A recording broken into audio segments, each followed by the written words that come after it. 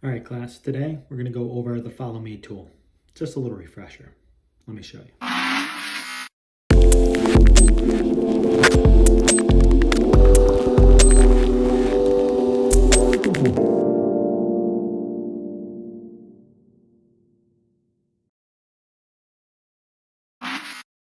The main thing with the Follow Me tool is that you need to be able to see everything that you're going to follow.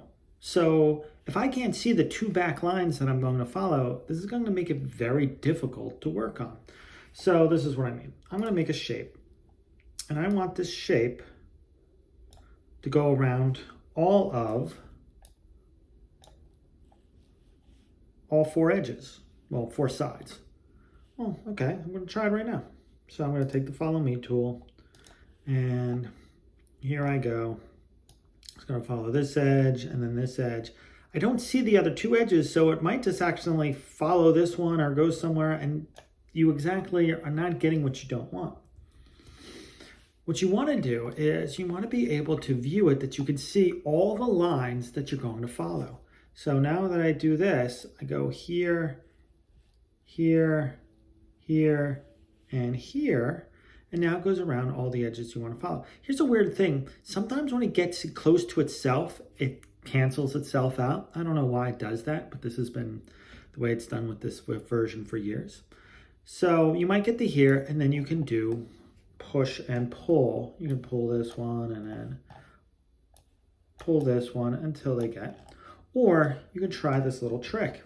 For some reason, if you do the Follow Me tool and you allow more length between the last bend or last turn in your Follow Me and the end of where you wanted to go, it becomes a little more successful. So I'm going to use the Follow Me tool right here.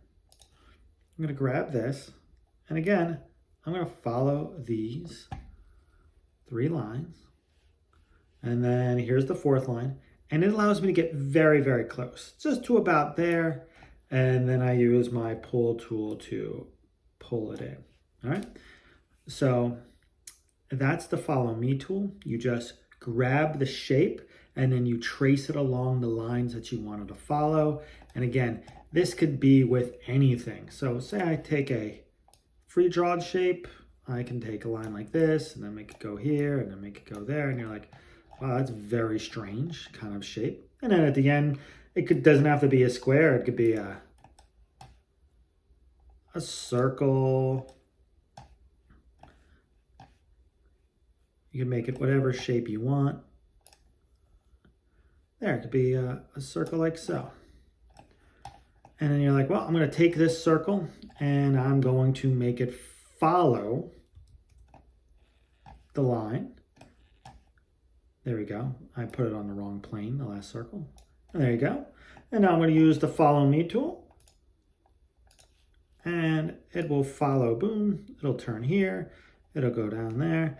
Any shape can follow any line. It could be a free-drawn line, as you can see, like that. And then you could put in any shape, let's say this hexagon, and then I could use the Follow Me tool for this hexagon to follow this curved shape. And you can get something pretty unique, as you could say, something pretty unique. So it could be used to make lots of unique shapes.